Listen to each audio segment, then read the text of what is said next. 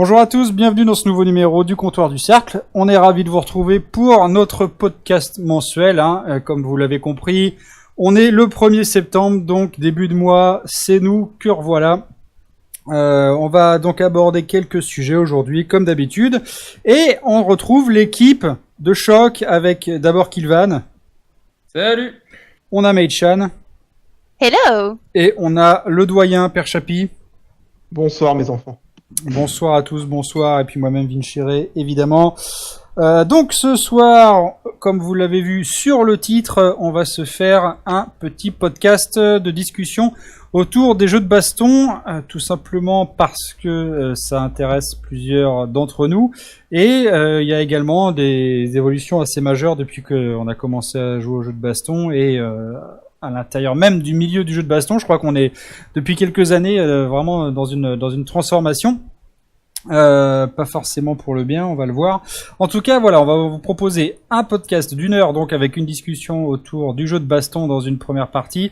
Et puis après, ce sera autour de Chapi ou moi. On va faire une équation non booléenne pour les sujets de tour de table. Alors, donc, on va commencer cette émission autour des jeux de baston. Alors, comme je le disais, on a eu envie de faire cette émission parce que, d'abord, on est intéressé par le genre à titre personnel. Alors, je sais pas, May, t'es peut-être celle qui a le moins joué aux jeux de baston, ou peut-être Chapi, je sais plus. Oui, moi, je dois... voilà. Ouais, c'est vraiment de manière occasionnelle. Pour moi, il n'y a pas d'enjeu particulier. Voilà, et Chapi, c'est sans manière. Sans manière. Moi, je suis officiellement ton sac d'entraînement, en fait. Mais non, mais ne dis pas ça, Chapi, ne dis pas ça. Voilà, bon, Kilvan, toi, t'as plus dosé les jeux, tu es. Bon, j'ai joué à un peu tout ce qui est sorti. Après, ça dépend ce que t'appelles jouer, quoi. Oui. Non, mais tu as mis les mains sur les jeux, quoi. Tu as mis les mains sur les jeux. Voilà, et puis moi, c'est pareil, j'ai joué un peu tout ce qui est sorti depuis 10 ans, et je suis un joueur invétéré de 2X.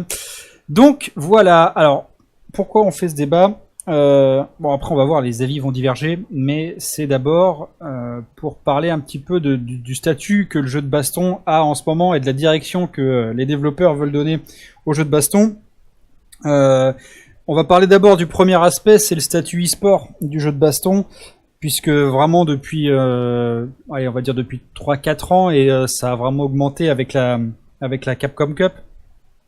On assiste quand même à une orientation clairement e-sport du jeu de baston, là où avant on avait certes une très très bonne organisation de tournois. C'est vrai que ça fait maintenant 15 ans, je sais plus de quand date l'Evo d'ailleurs, même Battle by the Bay avant, l'ancien titre de... Je sais pas bon, franchement ça fait au moins 15 ans. Ça fait au moins 15 ans. Voilà, au moins 15 ans. C'est vrai que bon voilà, ça a toujours été un style sérieux avec des joueurs qui sont impliqués, mais aujourd'hui on se retrouve avec vraiment une structuration des cash price très conséquents, et surtout voilà, tout ce qui est attirail, pub, sponsoring. Il y a peu de joueurs qui en vivent, mais il y en a quand même. Et donc du coup, c'est vrai que c'est une direction qui suit ce que suit le jeu vidéo global. Je pense que c'est un secret pour personne. Si vous regardez les jeux vidéo qui marchent en ce moment, c'est les jeux vidéo compétitifs à tort et à travers. Mais voilà, le jeu de baston essaye de poursuivre cette tendance. Alors une question que je vais poser, donc est-ce que pour vous déjà cette tendance, est-ce qu'elle est souhaitable pour le jeu de baston, et si oui, est-ce que la communauté de jeux de baston, les instances, est-ce qu'elles réussissent leur pari de transformer le jeu de baston en des événements e-sport? Est-ce que quelqu'un veut se lancer dans la conversation? Donc Kilvan, est-ce que tu peux nous donner ton avis sur la question? Bah oui, alors donc du coup, je vais commencer par le pari, la partie pari de la question. Et pour moi, le pari est à moitié réussi. C'est réussi dans les qualités et la quantité des tournois. On va dire on réussit aujourd'hui en fait à avoir on va dire une qualité moyenne de retransmission des différents tournois qui est acceptable. Il n'y a plus trop de tournois streamés à l'arrache avec un stream en 360p. Mais je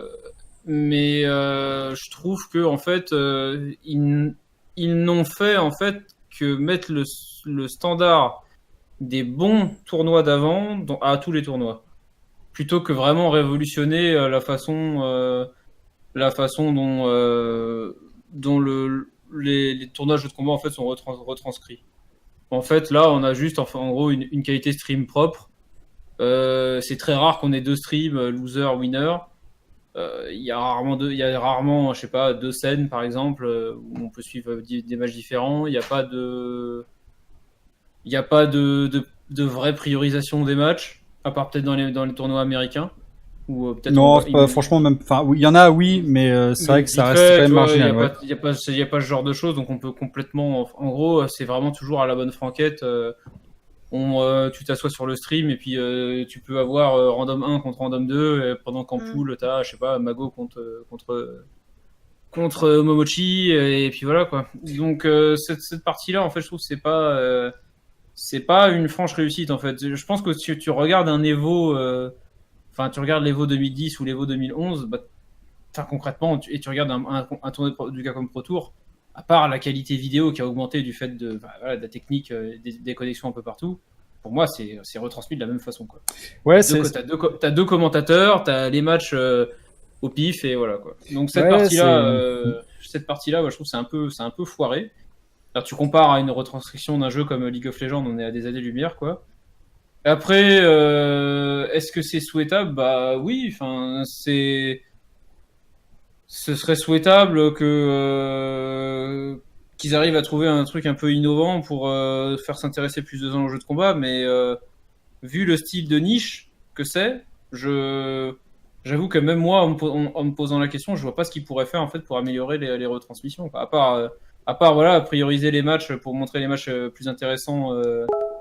Mais ça doit être une horreur pour les orgas, quoi, et potentiellement qu'il y ait plusieurs streams, genre stream 1, stream 2, stream 3, où tu peux regarder un peu des losers, un peu au pif, et que t'es pas obligé de regarder un seul stream, quoi.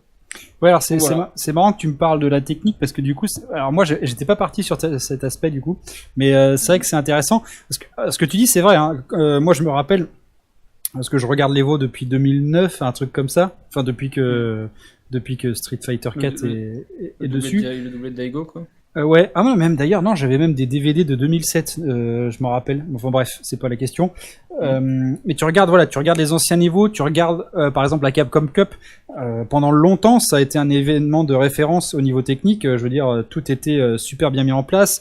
T'avais le Socal Regional aussi, qui était un tournoi multijeu qui était extrêmement bien organisé.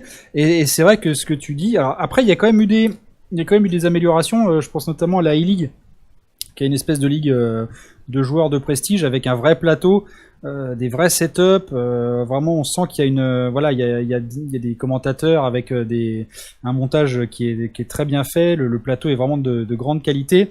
Bon après, ça reste que sur Street Fighter 5, mais il y a quand même une envie. J'ai suivi la première où Alioun était là, mais j'ai pas suivi la suite. Mais bon, tu vois, il y a quand même un vrai setup. Il y a une envie de rendre. Enfin, t'as l'impression même quand t'écoutes les commentateurs, enfin ça se voit que les mecs ils se freinent par rapport à ce qu'ils font d'habitude parce que justement ils doivent accéder aux standards que tous les autres commentateurs de jeux compétitifs ont, c'est-à-dire fermer sa bouche et surtout être le plus consensuel possible, quoi. Mais c'est, enfin ouais. Alors du coup, bon moi je suis d'accord avec toi sur ce principe. Pour moi, le problème du statut e-sport du jeu de baston, c'est d'abord, comme tu disais, le problème de niche, mais aussi c'est le problème de jeu, quoi. C'est-à-dire que il y a une raison pour laquelle le jeu de baston a explosé ces 10 dernières années, c'est qu'il était soutenu par un jeu qui était bien. Je veux dire. Tu penses à Street 4 ? Oui. Marvel 3 et Street 4, c'est les deux. Voilà, Marvel 3 aussi était un très bon jeu, même si je jouais. Qui ont tenu la scène pendant. Voilà. On peut dire ce qu'on veut sur Street 4, c'est, je veux dire, qu'on soit vétéran, nous les anciens, on a retrouvé des sensations qu'on avait sur 2X, avec des fois des côtés un peu sans pitié, des dégâts qui font mal, mais du zoning. À l'ancienne, et puis de l'accessibilité, la focus, tout ça qui permet à d'autres joueurs plus nouveaux de s'y mettre. Et du coup, c'est un jeu qui réussissait à aborder les différentes facettes et à agréger les différents joueurs. Aujourd'hui, on se retrouve avec Street Fighter V qui est ça rigole déjà. Non mais ce jeu, c'est une catastrophe. Hein. De toute façon, voilà, on va pas non plus se mentir. Que ce soit nous ou les joueurs pros, personne n'aime le jeu. Enfin, je veux dire, les joueurs pros. Alors d'ailleurs, si c'est un aspect que je voulais aborder, on en parlera tout à l'heure, mais les joueurs qui s'obligent à jouer à des jeux qu'ils aiment pas. Le Street Fighter V n'est pas un bon jeu, on s'emmerde, on le sait clairement. Il y a pas mal de joueurs, notamment japonais, qui ont arrêté le jeu parce que voilà, ça les fait chier, ou alors qui ne jouent plus au même niveau. Je veux dire, Mago, on le voit plus comme on le voyait avant dans les compétitions. Enfin, c'était, tu vois, c'était un mec, tu le voyais absolument tout le temps. Là, cette année, tu regardes à l'Evo, Mycross. Le mec il vient à l'Evo, il joue même pas à Street Fighter V et il l'a dit clairement, c'est un jeu de merde. Il y a des joueurs comme ça, enfin Infiltration aussi a dit que le jeu était mauvais, hein. Cyan aussi, Luffy, enfin voilà, les exemples ne manquent pas, mais les joueurs sont obligés de rester parce que Street Fighter V c'est le seul jeu de la Capcom Cup et c'est le seul jeu qui te permet de vivre à peu près. Qui rapporte de la thune, ouais. Voilà, c'est ça. Et donc du coup, enfin je sais pas. D'ailleurs, je vous pose la question personnellement. Est-ce que pour vous, comment est-ce que vous aborderiez le fait de jouer à un jeu que vous n'aimez pas, mais d'être obligé d'investir des heures par jour dedans pour être capable de vivre? Est-ce que c'est vraiment ça c'est facile. Ouais. Vincent, est-ce que tu es prêt à faire un travail qui t'intéresse pas, sachant que ça va te permettre de gagner ta vie? Ouais. Oui. Vu sous cet angle, ouais, non, mais oui, sous cet angle-là, Chapi n'a pas tort, mais enfin, je sais pas, moi je trouverais ça. Ouais. Enfin, Non mais généralement ils ont ça, pas le ça, choix. c'est un Enfin, je veux dire, non mais on sort n'oubliez quand même pas de ce cadre. N'oubliez pas que tous les joueurs japonais déjà, ils ont des sponsors de tous les côtés. Ouais. Et bon, on n'en parle pas trop, mais Capcom glisse des billets parce que là, Bah vous oui. avez dit qu'il y avait beaucoup de joueurs qui avaient daubé sur Street Fighter V. Maintenant, je vous mets au défi de trouver un japonais qui a daubé sur Street Fighter V, bizarrement. Oui, Il n'y en a aucun qui a fait aucun commentaire négatif sur le jeu. Il y en a deux, mais c'était plus. Ça me plaît pas, moi, personnellement, dans mon style, plus que le jeu est mauvais. Ouais. Que, Voilà. ouais. Il y a Donc, bonne chance. Ça prend des pincettes parce que. On est pincettes. Ah bah, Bonne chaîne parce qui que, l'a dit. ouais. Parce que Street Fighter V restera populaire tant que Capcom mettra de l'argent sur la table et sera le seul à mettre autant d'argent sur la table sur un jeu de combat. C'est tout. Oui, mais là, Je suis c'est d'accord. pas un travail normal, quoi. Je veux dire, moi, je peux aller à mon taf, faire mon boulot, service minimum. Ouais, mais et puis- Daigo, tu veux qu'il joue à quoi d'autre? Il va jouer à des BZ Fighter là pour gagner 1000 balles en terminant premier. Ouais, mais alors voilà, du coup, on arrive à ce problème aussi, c'est que tant que la communauté était portée par des jeux qui étaient de qualité et qui mettaient à peu près tout le monde d'accord, je dis à peu près parce qu'évidemment, on peut pas être tous d'accord sur des jeux, mais je veux dire que voilà, en tant qu'étendard, on sait aussi faire les choses et puis la fermer des fois. Mais là, vraiment, quand le jeu est porté par un jeu médiocre, c'est difficile de faire monter la sauce. Alors je veux bien croire que la première année, en effet, qu'il y a eu l'Evo, enfin la première année où il y a eu Street Fighter V à l'Evo, il y a eu un nombre record d'inscriptions qui était dû à la nouveauté. Mais Même pas ça. Ouais, mais- Les gens savaient en gros que c'était. S'il y avait une année où ils pouvaient le gagner, c'était cette année-là, quoi. Parce que il y avait le niveau était moins élevé, quoi.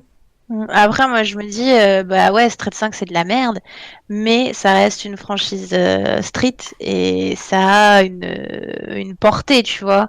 C'est la licence, elle a un certain prestige, donc même si ton jeu, ça peut être de la merde, bah il y a des gens qui vont suivre quand même, quoi. alors oui, justement, bah voilà, tu fais le pont magique, May. Parce que, justement, là, j'ai vu un article sur EventHubs, qui est un des sites américains de news, là, et qui faisait un article intéressant sur le fait que cette année, c'était finalement l'année de la transition où, maintenant, la communauté des jeux de baston ne vivait plus à travers, justement, un titre étendard. Et c'est vrai Enfin. que... Oui, bah, enfin, on peut dire, ouais. Mais c'est vrai que le succès... je dirais pas inattendu parce que c'est pas le mot, c'est un peu fort, mais disons que le succès de Dragon Ball, et je pense pas par rapport à la licence, mais plutôt par rapport au fait que c'est un jeu Arc 6 et qu'il y a donc des mécaniques de jeux animés qui n'ont jamais plu au grand public. Enfin, je veux dire, les joueurs grand public n'ont jamais aimé Guilty Gear, BlazBlue ou des jeux comme ça. Ouais, c'est Enfin, vrai, c'est toujours Ah des ouais, jeux je- de niche. voilà. Je confirme. Oui, voilà. Et donc du coup, et que pour une fois, ça, enfin les air dash, les chicken guard, tout ça, ça leur plaise. On a un titre qui est fort et là qui vraiment commence à, enfin qui est même d'ailleurs là, maintenant largement à portée de Street Fighter V. Hein, c'est vraiment les deux titres en ce moment qui se tirent la bourre. Mais on a aussi des jeux à côté qui sont qui sont bien soutenus, quoi. J'ai envie de dire. Cette année, il y avait énormément de jeux à l'Animevo, notamment avec pas mal de participation. Et c'est vrai que on avait clairement l'impression que, d'ailleurs, je crois que Street 5 n'était. Est-ce que c'était le dernier jeu présenté à l'Evo? Je sais plus cette année. Oui, c'était le main event. C'était le main event. En termes de main event, oui, c'était Street 5. Ouais, d'accord, ok. C'est à 9h du matin dans leur heure. Ouais, ok, d'accord, ça marche. Et donc du coup, non, voilà, mais c'est intéressant parce que oui, maintenant il y a plusieurs jeux qui portent les ambitions de la communauté des jeux de baston.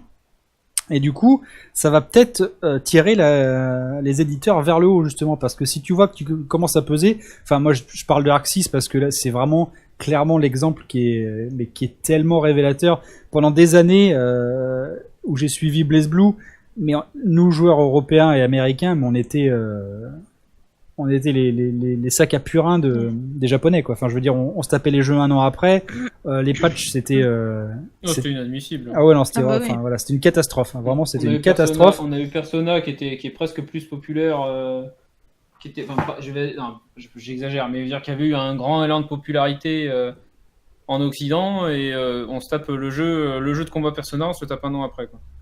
Voilà. Alors que, enfin, c'est ridicule, quoi. Ah ouais. C'est une Ah ouais non, catastrophe. c'était vraiment scandaleux. Et donc Ouais, là moi, oui, du coup moi, je voulais l'acheter, j'avais annulé ma précommande et j'y ai jamais joué, du coup. Et ah j'ai- bah, Ouais, je suis même pas sûr que j'y ai joué une fois, moi non plus, je suis Moi, pas j'y ai certain. joué quand ils ont ressorti la Ultimax sur Play 3. Ah oui, ok.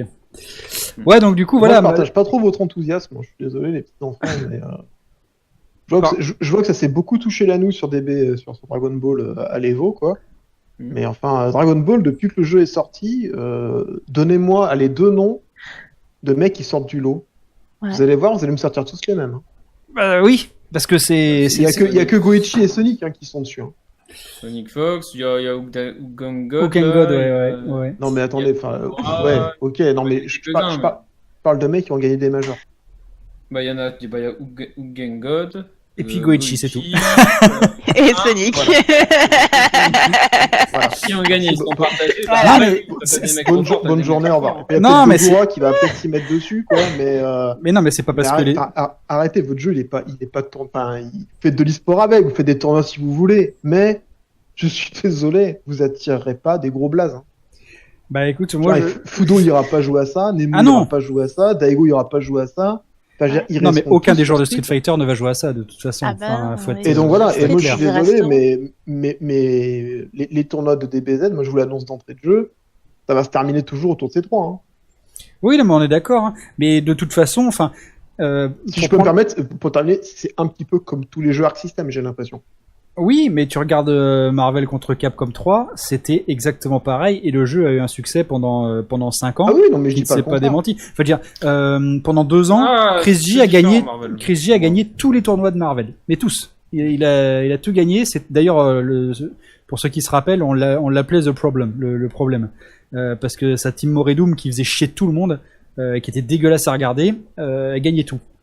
Mais moi, je pense pas que le fait que ce soit toujours les mêmes qui gagnent, que ça pose un problème à ceux qui veulent essayer le jeu ou ceux qui prennent du plaisir Non, à mais y jouer. Vincent, il y a un moment où, si tu parlais tout à l'heure, de faire des événements de style de Dota, de style d'Overwatch, avec l'Overwatch League qui s'est passé à New York, tu peux pas avoir un truc comme ça si tu as 99% de chance que le mec qui joue, il gagne. Oui, non, oui, on est d'accord. Il n'y a aucun intérêt. Je veux dire, même si, même à l'Evo, même à ces grandes compétitions-là, je suis désolé, mais la scène majeure, c'était pas Marvel vs. Capcom 2 hein, à l'époque. Hein, c'était Street Fighter 4. Hein. Oui, on est d'accord. Mais moi, Donc, je trouve que le gap entre partir de vraiment les Occidentaux, vous êtes des merdes, jusqu'à ce qu'on arrive maintenant, je trouve que là, en 2 ans, tu vois, Bonne évolution. il y a déjà une évolution qui est Oui, très très intéressante. c'est quoi. beaucoup plus. Les niveaux, par contre, là, c'est encore une autre histoire. Les niveaux internationaux, maintenant, aujourd'hui, est beaucoup plus lissé. C'est-à-dire qu'avant, tu avais les Japonais qui surplombaient quasiment tout. C'est-à-dire qu'ils prenaient n'importe quel jeu de combat, ils gagnaient quasiment tout. Là maintenant, aujourd'hui, les niveaux sont beaucoup plus mixtes. Là, c'est parce qu'on a accès au jeu On peut maintenant. l'expliquer. Ça s'explique avec la façon dont les jeux fonctionnent aujourd'hui. Hein. C'est-à-dire Oui. qu'en fait, le Capcom Pro Tour, il y a plus de. C'est un système de championnat où tu gagnes des points, dont en réalité ta zone géographique n'importe pas. La façon dont est construit les points. Donc en gros, tous les joueurs sont obligés d'aller à tous les tournois, tout le temps. Donc fatalement, si tu te retrouves à tous les tournois avoir tout le temps les mêmes joueurs, bah tu lises ton niveau mondial. C'est automatique. Hein. Tu ne peux plus, avoir un écart de niveau ou des styles de jeu qui se contredisent et qui font que je sais pas, le style américain avant il fait un peu plus et donc du coup les Japonais c'était chaud, ils n'arrivaient jamais à les battre. Bah, maintenant ils jouent contre des Japonais tous les week-ends, donc au bout d'un moment ils ont plus d'excuses et ils élèvent leur niveau et maintenant bah oui tu te retrouves avec un niveau global vraiment très élevé quoi. Oui, Et, c'est justement parce qu'ils sortent en même temps les jeux. parce qu'en fait ouais parce qu'en fait concrètement il y a un tournoi toutes les 2 semaines et en fait c'est quasiment tout le temps les mêmes joueurs qui sont quand t'allumes un tournoi au pif, t'as 99% de chance qu'il y ait tout le monde dedans. Sincèrement, hein. Oui, c'est Genre vrai. sur Street 5. Mm. Donc Ah oui, sûr. du coup en fait la scène c'est un peu plus fade parce que tu te retrouves en fait t'as des affiches, tu les vois tous les week-ends. Donc est-ce que t'en as à foutre de voir Daigo contre Luffy ou Daigo contre Sako si en fait tous les week-ends en fait il y a un Daigo Sako un machin voilà, C'est vrai que ça attire moins. ça attire donc pour toi ça t'attire moins et surtout le niveau global de tous les joueurs en fait ça se lisse énormément. Mm. Ils ont beaucoup plus il y a beaucoup plus de concurrence entre les joueurs et voilà il y a pas de il y a plus l'écart qu'il y avait des salles d'arcade au Japon il y a tout un système qui fait qu'en gros le niveau est très très hétérogène hein. Bah moi je trouve ça pas plus mal parce que c'est vrai que nous on avait l'habitude de se taper les patchs précédents là où les Japonais avaient le nouveau qui sortait quoi systématiquement. Donc Alors, Il y avait un énorme décalage. Au Ouais, niveau mais des le parties décalage, avant. Non, ça va. le décalage, il était tout con à expliquer. Hein. C'est que, bon, il y a quand même un phénomène que vous avez pas parlé, mais qui explique aussi le lissage des niveaux. C'est la démocratisation du jeu online. C'est que avant, les Japonais, parce qu'il y avait quasiment que jouaient en arcade, sur les versions les plus neuves, en fait, bêta testait les arcades, et quand l'arcade elle était validée, elle était déclinée sur les consoles oui, derrière. c'est vrai oui. Donc fatalement, Oui, les c'est vrai. Japonais avaient Ouais. tout le temps un coup d'avance en fait. C'est vrai. Donc voilà. Après, aujourd'hui, même si certains entre guillemets influenceurs vous montreront des salles d'arcade pleines, les salles d'arcade au Japon elles se ferment les unes derrière les autres. Il en reste encore quelques-unes qui font l'unanimité parce qu'il y a peu de gens, mais je veux dire, aujourd'hui, les principaux joueurs ne jouent plus en arcade, ils jouent Oui. online, ou ils jouent dans des salles en fait qui sont réservées. Momochi en fait a lancé ce genre de truc vers Tokyo Sky Tree en fait, où c'est un espèce de local où les gens où il y a des consoles de branchées et les Japonais de Tokyo en fait se rencontrent et ils jouent directement comme ça quoi.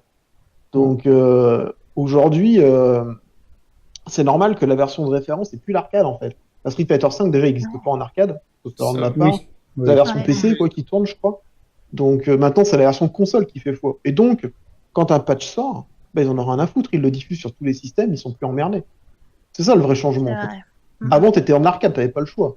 Et le temps que l'arcade étant pas sur les mêmes architectures, fallait le ressortir, le recoder, le décliner sur un, deux ou trois systèmes pour après le diffuser. Et ça prenait du temps. Oui, c'est vrai. Mais bon, voilà. Oui, c'est vrai que c'est exactement ce qui se passe. Après, voilà, faut voir si en effet, par rapport au public, est-ce que c'est un bien ou un mal qu'on retrouve un niveau, voilà, qui est exactement. Bah moi, pour répondre à ta question initiale, moi je trouve que c'est plutôt quand même positif. Parce qu'aujourd'hui, tu as quand même une version qui est de référence et qui est de référence internationale. C'est-à-dire qu'en fait, un petit japonais ou un petit français ou un petit brésilien ou un petit américain, bah, ils vont avoir la même version du Street ou de leur jeu de combat préféré pour pouvoir y jouer. Donc déjà, ça, je trouve qu'en termes de niveau, c'est déjà bien. Je trouve que l'avènement du jeu par Internet, même si les connexions aujourd'hui sont pas encore parfaites, bah, ça permet une meilleure mixité des niveaux. C'est-à-dire qu'aujourd'hui, tu peux jouer entre Européens, tu peux jouer entre Américains, tu peux jouer entre Asiatiques. Donc ça, je trouve que c'est quand même plutôt positif. Après, après en termes d'entertainment et d'événementiel, bon, moi, j'ai regardé, bah, effectivement, l'Evo, c'est quand même plutôt bien foutu. Il y a la Red Bull Comité sur Paris qui est quand même plutôt hyper bien foutu. Ah oui, il y a une Là, bonne effectivement, réputation ce tournoi. ouais, mais enfin, moi, j'y suis allé en physique. Franchement, ça envoie du pâté. Comme c'est fait, c'est quand même très, très bien foutu. Bon, il y a que les Japonais qui sont à la ramasse. Enfin, le dernier tournoi là qu'ils ont fait, ils ont essayé de refaire un espèce de Tougeki en Capcom Pro Tour. Bon, c'était une catastrophe, hein. Mais si tu veux, le truc, ils essayent quand même de le faire vivre. Par contre, moi, je suis désolé, là où c'est plutôt négatif, c'est que je vois pas le truc s'emballer, en fait. Bah, ça a Bah, même. Non, ça c'est une évidence. Hein. Je pense qu'il y a même Bah, regardez il y a un reflux même. Hein. Ouais, Parce il y a un que reflux. Alors, c'est un peu compensé avec Dragon Ball, parce qu'effectivement, ça a ramené un peu de sang neuf, donc ça a réinjecté un petit peu d'intérêt. Mais enfin, aujourd'hui, je suis désolé, mais les compétitions, la scène e-sport, c'est pas versus fighting, quoi. Enfin, je veux dire, Ah oui, on est clair, c'est oui. Non, c'est les Dota, les LoL, les Overwatch, c'est les ça Hearthstone, le sera c'est jamais. Ça le Et sera voilà, jamais. c'est ça. Est-ce que et- c'est pas la nature même du jeu qui fait ah bah oui, que mais c'est je pas pense. possible? Mais parce que regarde, Oui, typiquement, il y a des chances. moi, les jeux de combat, j'aime beaucoup le style, j'aime bien le regarder, si tu veux. Mais déjà, me taper 8 heures de stream de versus fighting, faut quand même être motivé par la vie, quand même. C'est un peu compliqué. Ouais. Et puis, surtout, j'arriverai jamais à avoir le niveau d'exécution de ces mecs-là. Donc, enfin, je veux dire, un Dragon Ball Z Fighter, c'est quand même hyper bâtard, parce que quand tu vois le niveau des mecs complètement ahurissant, t'as l'impression que le jeu, il est craqué, mais quand on te file la main dans les mains, t'es incapable de faire ça, quoi. Ouais, mais ça, j'ai envie de te dire, ça n'a pas forcément de rapport avec le jeu de baston, hein, parce que tu vois, par exemple, Dota, pour prendre l'exemple que tu donnais, ce jeu, il a un succès mais incroyable au sein de sa communauté. Et pourtant, le jeu, mais il est sans pitié, mon gars. Enfin, moi, j'y ai joué Oui. 35 heures, mais c'est ingérable, quoi, quand tu Oui, arrives. mais t'as pas de. Si tu veux, le truc, c'est que le personnage que t'as, tu l'as débloqué, machin, etc. T'as quand même beaucoup, moi je trouve, t'as beaucoup plus de tutos, t'as quand même beaucoup plus d'aide sur un Dota, sur un Hearthstone, sur un League of Legends, Ah ouais, tu trouves? qu'un truc de versus fighting, quoi. Enfin, je Oui, veux oui, dire, alors après, au niveau des tutos, des discussions, enfin, des médias, grosso modo, c'est vrai qu'il y a De- plus de. pouvoir s'améliorer, c'est vrai que c'est beaucoup plus compliqué sur un jeu. Si t'es pas avec quelqu'un que, entre guillemets, est bon et c'est t'expliquer les choses, en fait, tu peux pas évoluer tout seul sur un jeu de combat. c'est ça. Hearthstone, si tu veux, typiquement, je me mets à Hearthstone, je connais pas plus que ça. Bon, je mets 60 euros, je m'achète des cartes, machin, etc. J'essaie de faire un deck. Je te jure, tu tapes deck budget Hearthstone sur internet, t'as 50 000 trucs qui te tombent, t'as 50 000 vidéos de mecs qui t'expliquent comment jouer, c'est quand même vachement plus amical, et du coup, t'as plus envie de regarder un tournoi, quoi. Enfin, Oui, oui, non, Street mais Fighter 5, mais peut-être ouais, que une fois qu'on t'explique. excuse-moi, vas-y, Chapi. Non, mais je trouve que pour rentrer dedans, et pour, entre guillemets, prendre du plaisir pour un néophyte, beaucoup plus hard, en fait. Beaucoup plus dur, je trouve. Ah, mais c'est cruel, hein. Puis même, vu que c'est du 1 contre 1, t'as pas d'excuses. Enfin, c'est. Ah bah là, oui, non, c'est Les, clair, c'est les, de ta faute. les, Mais oui. les gens ont beaucoup plus de mal, en fait, à admettre qu'ils sont mauvais, hein. Enfin, je dis pas Ouais, ça. Enfin, mais donc, du coup, un jeu de combat, c'est cruel pour ça, quoi. Tu te retrouves, en fait, bah, en fait, vu que c'est toi contre quelqu'un d'autre, en fait, bah, quand tu perds parce que il est plus fort que toi, point. Enfin, y a super, pas et ça, de. et ça Voilà, dure il y 30 a pas. secondes. Alors que dans un Dota, un LoL, un truc comme ça où c'est du 55, tu peux te dire, bah, ça va être la faute du mec qui est dans la jungle, ça va être la faute du perso en face qui est pété, ça va être la faute de machin. Et tandis que t'as pas de solution de retrait, de solution de repli dans un jeu de combat. Ouais, c'est vrai. Donc c'est compliqué, quoi. Moi, je pense que c'est une des raisons qui explique pourquoi en fait il y a beaucoup de gens qui y jouent aussi, hein. Ouais, mais alors Bah, justement, après, bah, et puis, oui, vas-y. je pensais juste pour terminer aussi, c'est aussi inhérent, je pense, au type de jeu, étant donné que c'est des gameplays qui sont quand même très très dynamiques, donc ils te demandent d'être très présent. Quand tu joues à Hearthstone, c'est beaucoup plus lent en fait. Tu peux prendre le Oui. temps de réfléchir, de se Oui, dire même les tiens, LoL, comment tout je vais ça, faire tu ci, joues. comment je Oui, vais oui. faire ça. Bah, Street Fighter, t'as pas le temps. Jeu de combat, tu te prends, tu te fais laver en moins de 15 secondes et puis c'est terminé, quoi. Mais justement, alors moi voilà, j'ai une interrogation par rapport à là-dessus. Euh, est-ce que est-ce qu'on est forcément obligé d'arriver à là? Je veux dire, est-ce que chaque style de jeu, si on applique la même formule, sponsoring, e-sport, compétition, scène internationale, est-ce que ça a vocation à donner le même résultat à chaque fois? Enfin, je veux dire, comme vous le dites, le jeu de baston, c'est un style particulier, c'est un jeu de hardcore gamer, qu'on le veuille ou non, c'est comme ça. T'as beau mettre des manipulations qui sont simplifiées, t'as beau mettre ce que tu veux dans le gameplay pour faciliter la prise en main, ça reste un style de jeu qui est dur à prendre en main et où tu vas te faire laver au début, mais enfin voilà, il faut encaisser tu vas ça. manger sale. Ouais, Tu vas et je sais manger pas. sale, ça, Et toi, c'est par sûr, exemple, hein. Moi, est-ce que ça j'ai peut. pas- Ouais, vas-y, mais. Oui, non, vas-y. Non, je veux dire, est-ce que c'est pas non plus ça qu'on aime dans le jeu de baston? Je veux dire, quand on est devenu respectable dans ce style de jeu, bah oui, on n'a pas envie que le mec à côté, au bout de 15 jours, il arrive à faire les mêmes trucs que toi, alors qu'il a passé 15 heures sur le jeu. Et justement, moi, je pense que c'est ça où Street Fighter V aussi fail complètement, c'est que comme il n'y a pas de phase difficile dans le jeu, tout le monde peut faire la même chose et du coup, tout le monde peut battre n'importe qui. Et c'est pour ça d'ailleurs. Bah ouais, Ouais, parce et qu'après, c'est pour ça que je c'est le supporte pas dans principe, ce jeu. Ouais, je trouve que c'est le principe même des jeux de baston, en fait, c'est de la compète. Donc si t'arrives, toi tu t'es donné pendant des mois, des années sur ton jeu et que t'as un mec random qui débarque au bout de 15 jours et qui te lave la gueule comme une merde, bah tu vas te sentir mal parce que tu te dis que toi tu t'es donné, t'as été au top, mais en fait il y a juste une petite merde qui arrive et qui te fout une claque et juste tu fermes ta gueule. Donc c'est...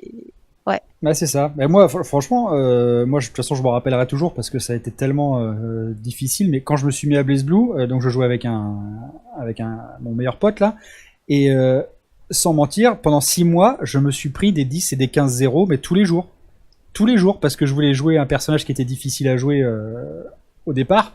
Et il a fallu que, j'ai passé des soirées, mais à encaisser dans le coin comme une grosse merde, tu vois. Et au bout de 6 mois, j'ai réussi forcément à m'en sortir et du coup à faire subir aux autres ce que moi j'avais subi pendant 6 mois. Mais du coup, je trouve pas ça normal que quand tu passes du temps dans l'entraînement d'un truc, le mec qui vient d'arriver peut avoir l'opportunité de te battre sur un coup de chat. Et ça, je pense que c'est ça aussi qui pose problème sur les jeux Arc 6, c'est que les jeux Arc 6, tu ne peux pas battre quelqu'un même sur un coup de chat. C'est pas possible. Si tu sais pas jouer à un jeu, tu ne peux pas. Si le mec est meilleur que toi, t'es foutu. Ah non, mais c'est fini. De toute façon, c'est fini. Tu vas finir dans le coin et tu vas te faire laver. Donc il y a pas de mind game. Street Fighter 4, déjà, il y avait il y avait les dragons ou les ultras à la relevée, les choses comme ça. Moi, ça m'a fait rager énormément. Mais rétrospectivement, je trouve que l'équilibrage entre t'as une chance de battre un mec qui est plus fort que toi et puis l'autre qui va quand même te laver si ça se passe mal. Voilà, je trouve que l'équilibrage était plutôt pas mal, même si les derniers personnages étaient vraiment dégueulasses, genre comment elle s'appelait l'africaine là, Poison, voilà tout Poison, ça, hein. Rolanto, tout ça, c'est vraiment des persos qui étaient faits poison, ouais, ils étaient vraiment dégueux. Mais le jeu avant était pas mal. Là, c'est vrai que Street 5, tu arrives, bon déjà voilà, les combos c'est 3 frames minimum, donc c'est génial quoi, tu passes tout ce que tu veux. Et comme t'as pas beaucoup de possibilités de gameplay dans le jeu, bah forcément tu peux pas créer du jeu comme tu veux quoi, à part quelques persos comme Urien ou des persos ou Menat, des persos qui ont un set play quoi. Mais voilà, si tu es en déficit de vie, il y a de très grandes chances que tu perdes parce qu'il n'y a pas de mécanique de comeback dans le jeu quoi. Et voilà, c'est ça. Et je juste interromps rapidement.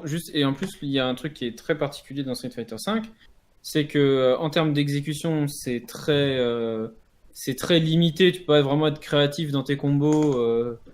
Et donc, du coup, ça fait que pour le spectateur, en fait, c'est hyper répétitif. Hein. Ah tu oui, vois tu vois deux joueurs qui jouent le même personnage. T'as vraiment l'impression de voir la même chose. Tu vois Luffy. Après, il y a quelques petites différences, mais tu regardes. C'est ça, tu vois Luffy ou Fudo qui joue Mika, c'est la même chose. Luffy ou Fudo, déjà. Et encore, si t'as regardé souvent Luffy, tu vois quand même un écart, mais c'est pas extraordinaire. Mais je veux dire, tu me mets 5 matchs d'affilée, tu m'enlèves les noms, tu me mets 5 Kami, je peux pas te dire qui est Shaohai, qui est Human Bomb, c'est impossible. Alors que par exemple sur Street 4, ils utilisent tous en fait les trucs optimisés du personnage comme si c'était un RPG quoi. Ouais, c'est ça. Les trucs optimisés, c'est la base. Ouais, c'est ça. Et donc du coup, c'est horrible parce que tu regardais un match d'un de Daigo à Street Fighter 4 ou un Shawai de Street Fighter 4 qui jouait Kaby, bah tu voyais que Shawai c'était le mec qui te faisait des hits confirmes, c'était n'importe quoi. Là dans Street Fighter 5 tout le monde hit confirme n'importe comment, donc on s'en fout. Et Daigo faisait des combos de psychopathe et Sako aussi. Et là pour le spectateur, franchement Street Fighter 5 c'est rasoir à ce niveau-là. Hein. C'est en fait t'as l'impression de voir en fait perso A contre perso B quoi. Enfin, ouais, moi j'en peux plus. Hein. Franchement, horrible, quoi. Très rapidement j'ai lâché à cause de ça aussi. C'est que je ne peux pas regarder 2-3 matchs d'affilée, c'est pas possible. Il se passe tellement rien que. C'est ça, c'est le vide. Ouais. Non, mais c'est triste. Hein. Mais bon, voilà. Après, malheureusement, c'est ce jeu qui dirige un peu la communauté. Mais c'est pour ça, moi, alors j'espère après. C'est un souhait perso, mais j'espère que Street Fighter 6 va arriver assez vite. J'aimerais bien qu'il soit là dans les 2 ans, parce que bon, on a attendu 9 ans pour on a attendu 9 ans pour le 5. J'espère que Capcom ils vont se rendre compte que, enfin, je pense que de toute façon moi je pense que le 6 il est déjà en travaux. Je sais pas, parce que vu les persos qui sont en train de sortir en ce moment, le 6 tu peux encore te toucher pour l'avoir. Hein. Moi, je pense qu'il y a encore au moins une saison de DLC à minimum. Ah oui, je pense. Oui. Mais moi, je pense qu'ils ont déjà en interne, ils ont déjà commencé à plancher sur le 6. Après, j'en sais rien, tu vois. Il y a des chances, peut-être, mais bon, moi, je suis pas sûr. Hein, avec ce qui sort en DLC là. Mais ouais, en tout cas, j'espère que voilà, on va repartir vers quelque chose de plus sans pitié, parce que je pense aussi que c'est ça qui fait le succès des jeux de baston. Hein. C'est vraiment des fois tu laves ton adversaire, des fois tu te fais laver. Enfin. Voilà, on aime poutrer des gens, on aime les mécaniques de comeback, on aime les gros dégâts. Enfin, c'est des choses qui sont inhérentes. Oui, ou une difficulté d'exécution qui fait que quand tu regardes des joueurs pros, tu te dis pas que ce qu'ils font, en fait, t'es accessible. Non, mais c'est le problème là. En fait, là, tu regardes Street Fighter 5 concrètement, tu regardes des combos, des trucs, tu dis, bah en fait, si tu prends ta manette, même moi qui ai une exécution passable, on va dire, bah, je peux faire tous les combos que je vois dans le stream de l'Evo. Je peux m'entraîner, je peux passer 30 heures devant ma console d'affilée à boire du Red Bull, jamais je ferai le combo de Daigo en finale du Stunfest avec son Ryu dans le coin. Là, c'est impossible, mais sincèrement. Hein, non, c'est clair. C'est impossible. Ouais. Alors, je peux passer vraiment, mais même je peux passer ma vie dessus, jamais je le rentrerai ce combo, c'est sûr. Ouais, moi j'avais essayé. Tandis que, voilà, Ouais. Et lui, il l'a fait en impro total. Enfin, je veux dire, tu vois que c'est. Enfin voilà, je trouve que ça fait pas rêver quoi. Quand tu regardes un truc de Street 5, tu te dis juste ouais bon il a été plus fort que lui, il a bien appliqué ses trucs, mais t'as plus le petit truc, tu dis ouais franchement là il a fait une dinguerie. C'est un vrai truc, je trouve, c'est incroyable. Bon bah écoutez, ouais c'est sur ces paroles, je suis désolé, on va arrêter là parce que le temps passe et puis bon arrêtons de parler de sujets tristes. On va passer du coup à la deuxième partie avec notre chapi national qui va nous parler d'un sujet fort intéressant, en tout cas qui moi m'intéresse. Alors, et du coup je te laisse la parole mon cher chapi. Alors Maître Tempo, déjà combien de temps on a? Bah écoutez, là je sais franchement j'ai regardé vite fait, mais on doit être à 35 minutes là. Ok, bon, on a le temps de débattre. Alors donc la petite histoire c'est que je voulais vous parler des jeux de rôle papier, donc ce n'est pas les jeux de rôle jeux vidéo, mais l'essence même du jeu de rôle au départ, c'est un jeu de rôle papier avec des dés et des crayons, qui sont aujourd'hui filmés, streamés, un petit peu en mode épisode de série télé. On va dire un petit peu ça comme ça. Donc pour un petit peu replanter un petit peu le décor, et notamment pour ceux qui ne connaissent pas, bon moi j'ai été rôliste pendant très très longtemps, parce que j'ai dû en faire, j'avais commencé, je pense que j'avais 8 ans, et j'ai arrêté 20 ans plus tard. Donc voilà, je connais pas mal de choses. Le jeu de rôle papier, en fait, c'est vous allez jouer un personnage comme donc, classiquement dans tous les jeux de rôle que vous avez déjà pu entrevoir, à part que vos personnages ont des caractéristiques, des capacités, et donc pour savoir si une action qu'il entreprend va marcher ou ne pas marcher, vous allez utiliser des dés de différents nombres de facettes. Il y a des dés à 4 faces et des dés à 100 faces. Je crois même qu'il y a des dés à 1000 faces maintenant qui existent, mais c'est un peu débile. Et donc, en fait, vous avez un pourcentage de réussite. Par exemple, pour toucher la personne, tu dois faire moins de 70%. Donc, tu lances un dé à 100 faces. Si tu fais moins de 70, tu as touché. Voilà. Donc, en fait, la base du jeu de rôle papier, il y avait cette partie-là, action. Il y avait une partie aussi rôle, étant donné que vous devez jouer un personnage. Et donc, vous partez dans des aventures qui peuvent durer une nuit, 20 nuits, 20 ans. Ça dépend un petit peu comment ça marche. devant ça, en fait, vous avez ce qu'on appelle alors le maître du jeu en français ou le Dungeon Master en anglais, qui est en fait la personne qui va animer la soirée. Donc, il va jouer tous les personnages non joueurs, les monstres, etc. Et c'est lui qui va être là pour planter le décor et amener l'ambiance. Une fois qu'on est passé là-dessus, je vais parler en fait de ce phénomène parce que en fait, je suis un peu tombé dessus récemment et j'ai un petit peu regardé ce qui se faisait, notamment aux États-Unis et en France. Donc, on va parler dans une première partie, je vais parler plutôt du côté américain, notamment avec une série qui est très très connue. Et si vous aimez les jeux de rôle, foncez-y les yeux fermés, c'est Critical Role. Critical Role, en fait, qui est animé par un gars, alors que vous connaissez peut-être pas forcément de nom, mais quand vous allez voir la liste longue comme le bras de voix qu'il a fait, c'est assez impressionnant. Il s'appelle Matthew Mercer. Donc Matthew Mercer, pour info, pour ceux qui ne connaissent pas, Pillars of Eternity, il a quasiment fait la voix de tous les mecs de Pillars. Donc tous les personnages principaux, c'est tout lui qui a doublé. Je vous invite à aller sur sa page Wikipédia. Il a doublé quasiment trois quarts des animés connus. Genre c'est la voix de Levi dans l'Attaque des Titans aux États-Unis, par exemple. Donc si tu veux, c'est pas un petit pédigré. Donc Matt Mercer, en fait, c'est quelqu'un qui aime les jeux de rôle, qui en fait depuis des années, et qui s'est dit, ben en fait, pourquoi pas, on va se filmer entre potes, bien entre potes, sachant que les potes de Matthew Mercer sont ou des comédiens ou des doubleurs voix. Ah ouais, donc ça c'est mettre en scène, quoi. Voilà, donc lui a une manière de mettre en scène qui est très très poussée, et chaque personnage du jeu de rôle a une identité qui lui est propre, et Matthew et ses amis, en fait, tu vois que c'est leur boulot de faire ça, et donc il n'y a pas de problème au niveau de l'ambiance, ils emmènent ça super bien. Donc il y a 2 saisons principales qui ont été faites, donc la première a quand même duré 1 an, donc quand même pour vous donner, c'est 115 épisodes. Purée. Sur 1 an, donc c'est un stream tous les 3 jours, semaine, quoi. Plus des numéros spéciaux.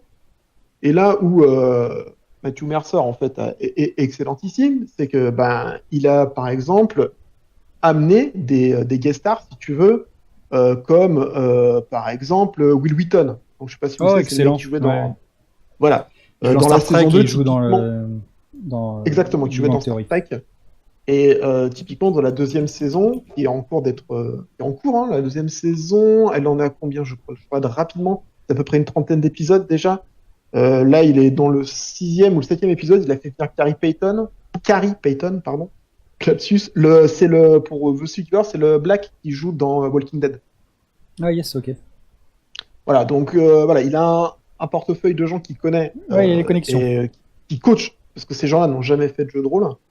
De façon brillantissime, et toute la campagne, en fait, dont la campagne, la première, a duré 2 ans, et donc la 2e saison, elles ont démarré, ils ont des sponsors, ils savent qu'en faire, donc juste je vous conseille, juste pour regarder un petit peu le truc, pour regarder le premier épisode de la 2e saison, où un ébéniste leur a fait une table en bois immense, designée rien que pour eux, quoi. Je vais essayer de la mettre en post-prod pour voir.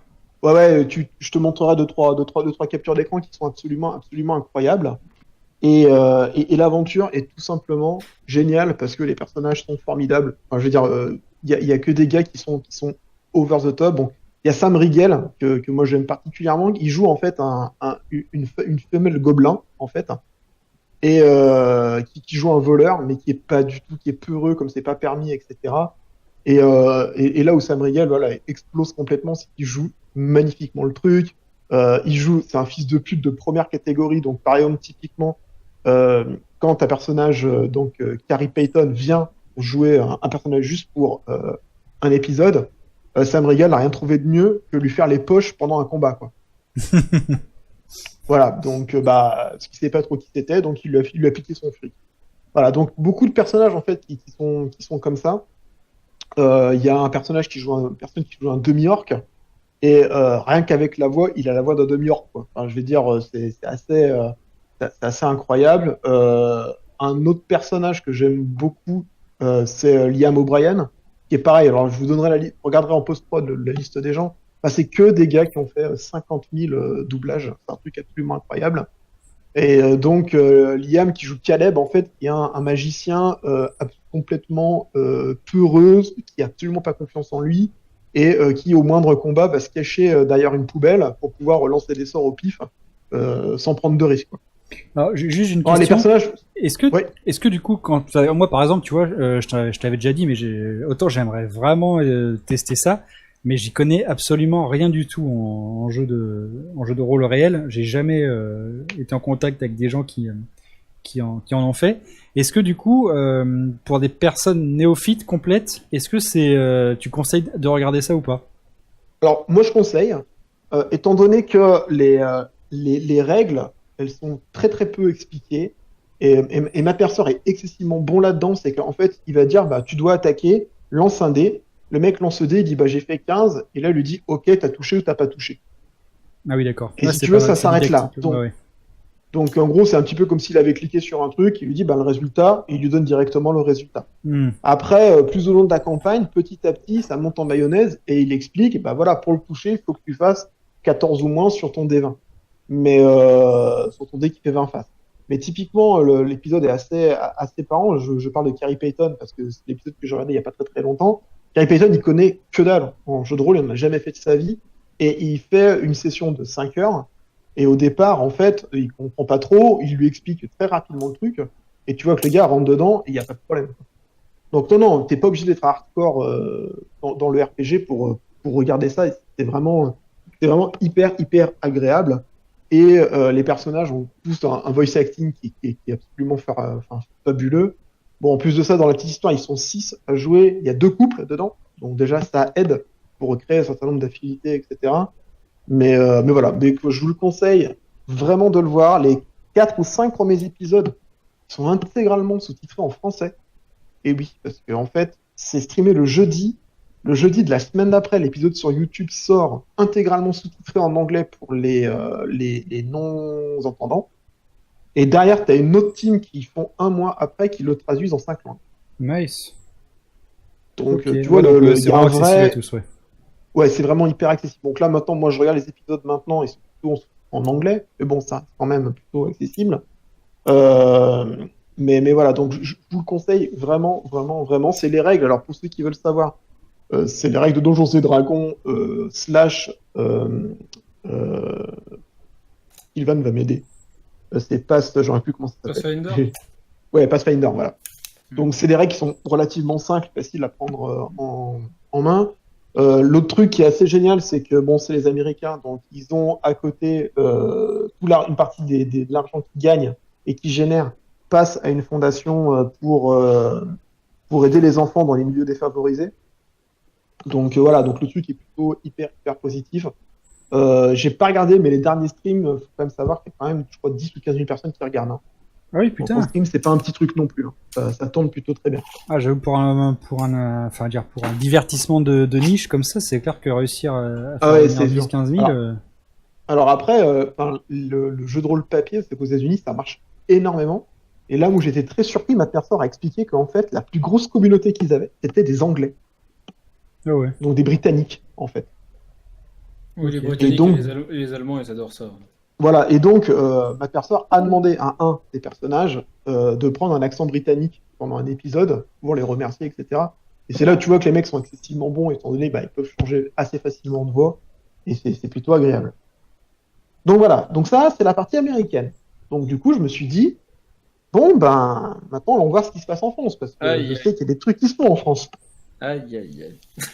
Et là je vais être un peu plus acide, parce que Ah, j'en ai je vu sais. deux. J'en ai vu deux. Je vais être agréable avec ces gens, je vais pas les nommer. Parce que je pense qu'ils n'ont pas spécialement besoin qu'on leur fasse de la pub.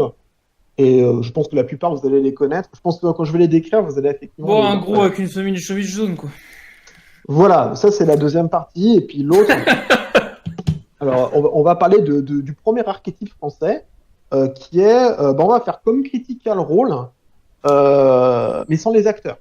Donc, on va faire venir des potes. On va prendre un maître du jeu qui est plutôt très compétent. Et je vais faire venir des potes à moi. Donc les potes à moi, ils ont jamais fait de jeu de rôle. Et c'est pas des acteurs. Mais on va faire du médiéval fantastique. Ouais, c'est une soirée entre potes qui est filmée, quoi. Voilà, c'est une soirée entre potes. Alors, ça reste une soirée entre potes, c'est très sympa.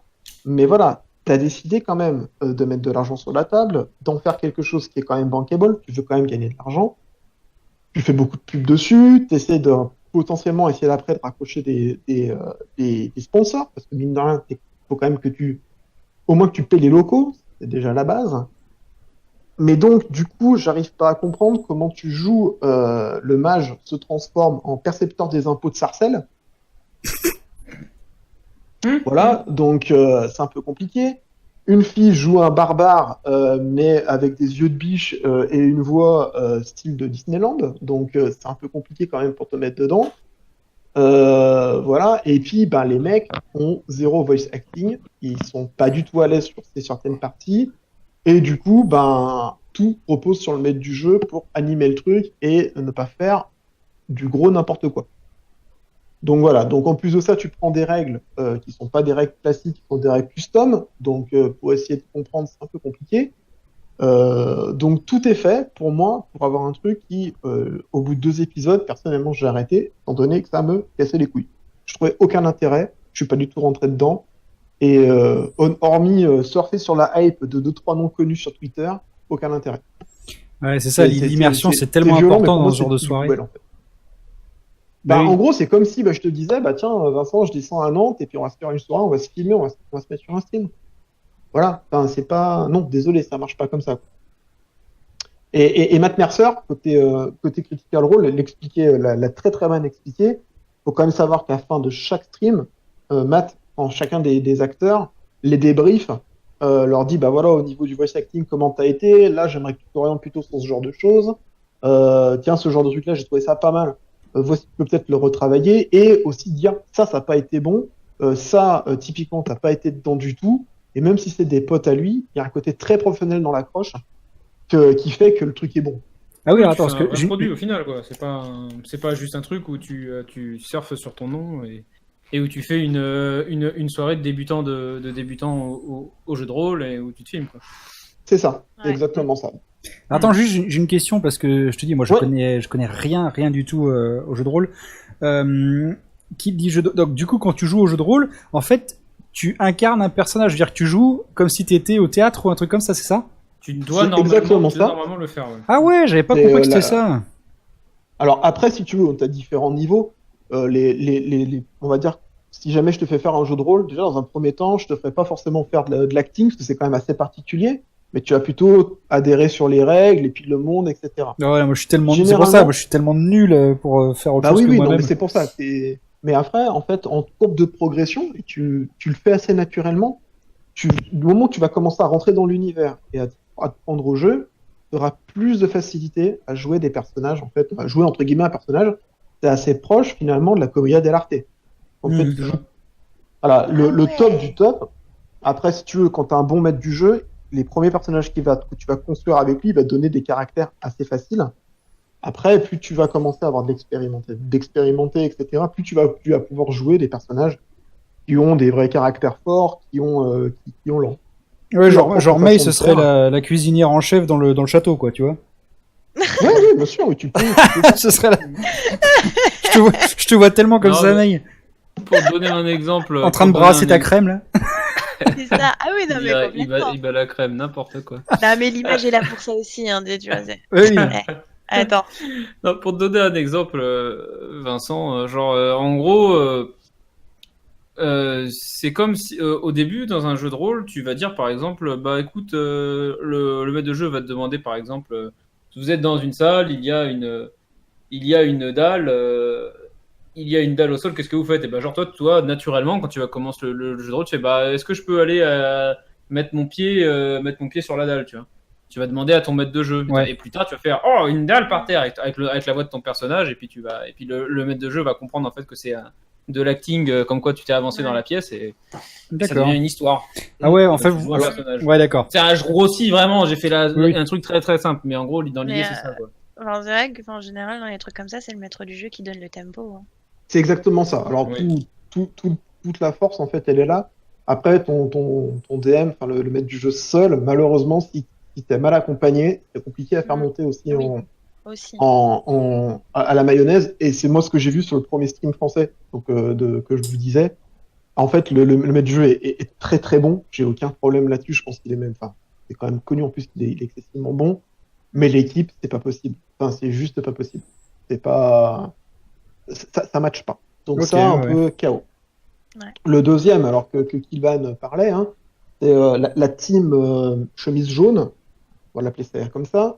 Alors eux, c'est un peu différent. C'est que ils ont envie de faire des jeux de rôle, mais ils ont pas de moyens, quoi. C'est un peu paradoxal parce qu'ils en ont. Mais du coup, ben, ils n'arrivent pas à se mettre ensemble physiquement au même endroit. Et puis ils se disent, bah fuck it, maintenant il y a Discord et puis Internet, donc on va jouer online. Ouais. Et là, pareil, grosse connerie, parce que bah, du coup, je vous laisse imaginer le visuel. T'as un espèce de truc qui te montre des images, etc., pour essayer de mettre dans l'ambiance du truc. T'as 4 caméras, quoi, avec des mecs qui se filment. Et donc les mecs, ils sont chez eux tout seuls, quoi. D'accord. Donc, t'as zéro ambiance, en fait. Ouais, c'est vrai que c'est Et il y a comme ça, un c'est mieux voice d'avoir une acting team. assez mauvais avec avec des protagonistes qui jouent leur personnage youtubeur plutôt que le personnage dans le jeu de rôle. Et Ouais, c'est voilà, donc ça, assez Ouais, désagréable. aussi. je voulais même pas en parler, mais oui, ça, après, effectivement, c'est... non, C'est enfin, je veux encore dire... un autre débat. C'est un ancien bah, obèse, c'est en ça? fait, ah bah, il y a que des youtubeurs connus, on va dire. D'accord. Parce que je vois pas forcément à qui Voilà. tu fais référence, mais ok. Alors, bon, on va balancer, donc t'as le joueur du grenier, t'as Bob Lennon, tu vois, Ah Ah oui, oui, d'accord. d'accord. Ok. Ah t'as ouais, ces ouais, ouais. gens-là. Oh mon Dieu, c'est Alors, imbuvable alors. alors, si tu veux, quand il joue, bah, Bob Lennon joue Bob Lennon, en fait. Ah, Ah Donc, ça, moi, je suis désolé, mais lui, je oh peux pas, hein. non, mais non, C'est c'est vraiment, je c'est peux c'est voilà. pas. physique là, il y a un truc, c'est pas possible. Donc tu peux pas. Et donc, si tu veux, tu te rends compte que le produit, en fait, c'est un produit de fan, en fait, parce que les fans adorent voir ce genre de truc. C'est une autre forme d'exécution d'émissions qu'ils peuvent avoir.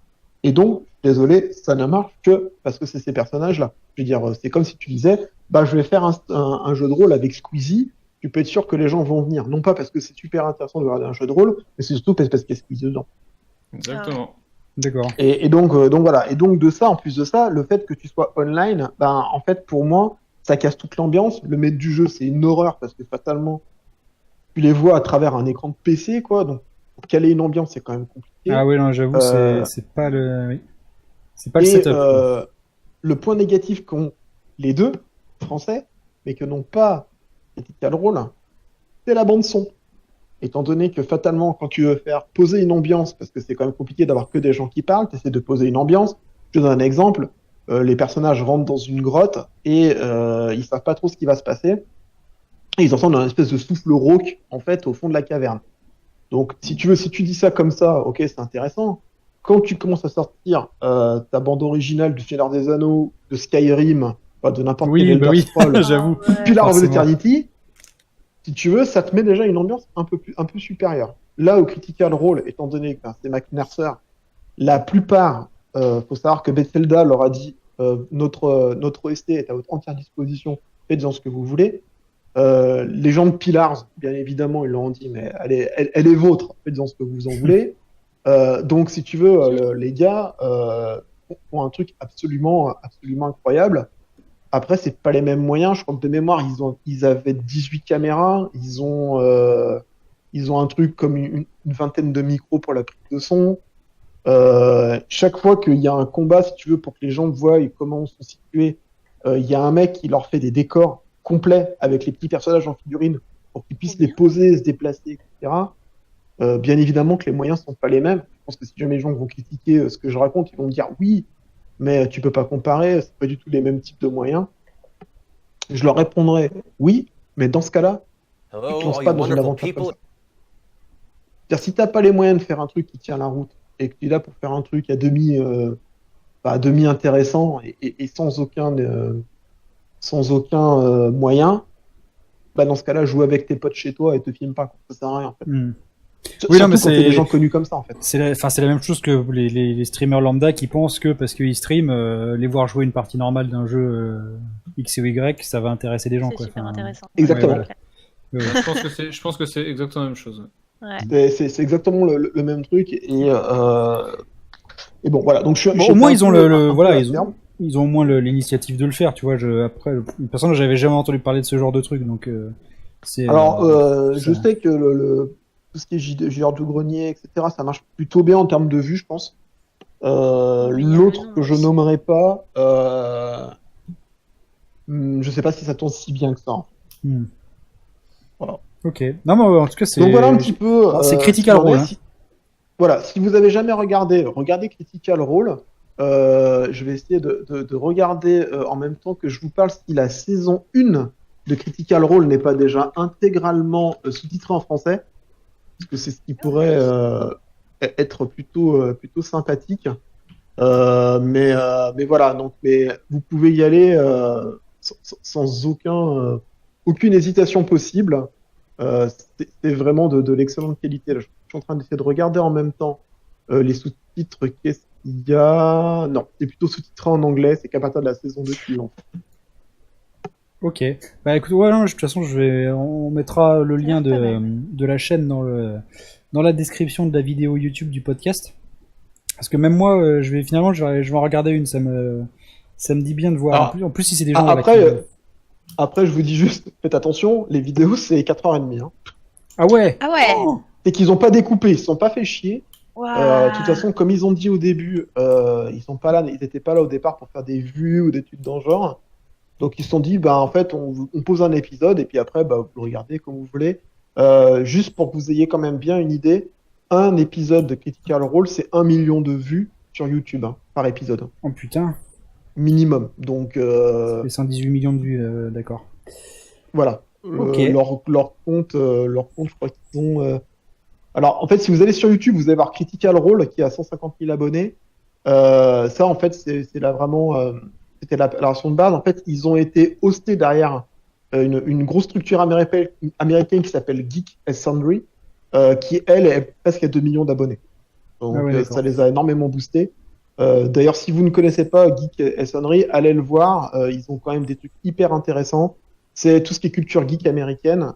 Et pour Sylvan, ils ont aussi une émission hebdomadaire sur Magic avec bah, tous les meilleurs champions du monde qui viennent expliquer un petit peu les méta, les choses comme ça. Très bien. Ok. Ça s'appelle Spellsingers. Ouais, c'est nice. Franchement, C'est ouais, mais intéressant. ça donne envie en tout cas. Enfin, Ouais. si les mecs ils sont bons, et puis même pour découvrir le jeu de rôle en général, parce que c'est vrai que moi j'ai déjà fait des tours dans des boutiques spécialisées pour acheter mes cartes Magic quand j'étais jeune, tout ça. Et tu voyais masse de bouquins partout là, avec vraiment des couvertures magnifiques. Et c'est vrai que ça m'a toujours fait envie, mais bon, il y a des trucs, voilà, on fait pas, mais. Alors, on peut pas tout le temps tout faire, mais bon, Non, mais voilà. c'est, Donc, voilà. donc, je vous conseille, allez le voir. Si vous êtes vous-même maître du jeu et que vous voulez un petit peu travailler cette partie du rôle qui est important, Matt Mercer, pareil, sur Geek and Sundry, en fait, a fait une vingtaine, enfin 55 vidéos, je vois, où il vous explique tout, comment bien animer une partie, typiquement, il vous explique comment gérer la mort d'un personnage. Vous savez que les personnages, en fait, sont des personnages lambda, ils peuvent mourir, et donc quand ils sont morts, donc il faut les remplacer par d'autres personnes. Ah Ah oui. ouais. Et quand vous avez joué pendant typiquement 1 an et demi ce personnage-là, vous avez certains attachements auprès de lui, Oh la haine. et Ouais. donc quand le personnage meurt, émotionnellement, c'est quelque chose qui est assez compliqué à gérer. Et là, donc, il vous explique un petit peu tous ces trucs-là. Il y a 55 vidéos. Vraiment bien. Donc, vous pouvez y aller avec grand plaisir. Et bon, c'est les mecs en plus qui sont des mecs bien. Grosso modo, je vois sur leur compte Twitter, etc. Ils font toutes les conventions pour essayer d'aller auprès des gens, pour discuter avec eux, etc. Donc, c'est Ouais, plutôt des bons gars. c'est pas des mecs qui propagent la haine comme moi, quoi. C'est bien. Non, voilà. Ouais. Ah, mais Non, pourtant, c'est nous les meilleurs dans le fond. Toujours. Non, mais en tout cas, ouais, Ah, non, et puis juste, pour oui, vas-y. juste pour terminer, Matt Mercer, c'est aussi la voix de Hit dans Dragon Ball Super, la voix américaine. Ah ouais, ok. Pas mal. Nice. Perso du charisme en plus, hein. Et Perso ils du sont charisme, rares Ouais, dans, carrément. dans les derniers Dommage que Dragon tous les Ball. doubleurs américains puent la merde sur Dragon Ball. Mais après... Et, là, et du coup, ouais. Et je suis d'accord, ça pue un peu la Ah, moi, je pardonnerai jamais le doubleur de Piccolo, hein, plus jamais. Ça, c'est. Jusqu'au mon lit de C'est mort, gravé dans jamais le je marbre. pardonnerai. C'est. Et pour Vincent qui aime déjà plus, dans Injustice 2, c'est lui la voix de Deadshot. Ah ouais, ok, d'accord, nice. Eh ben écoute, non, mais franchement, très bien, très bien. Bah écoutez, c'est parfait, on arrive quasiment à 1h. J'ai pas eu le temps de parler de mon truc, du coup c'est pas grave, ce sera pour la prochaine fois. La Ça prochaine m'arrange quelque part.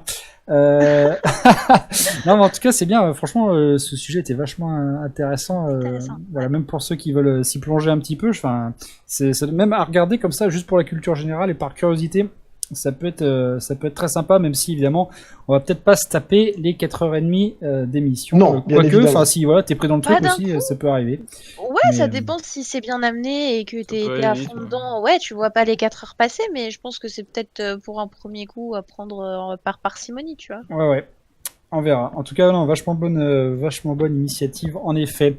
Bon, bah écoutez, les amis, on va s'arrêter là.